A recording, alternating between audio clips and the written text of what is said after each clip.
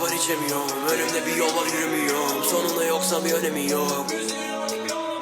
Bunları görünce kaçacaksın hep. Sonunda kalacaksın hep tek. Belki gerekiyor destek. Ne kadar istesen de gelmez. Gerçi de artık bak çok geç. Sana umudunu vermez. Umudu keseceksin hepten. Bedenler emanet et. Bana müjde ver cennetten. Benim cennet gözüm ahiretten.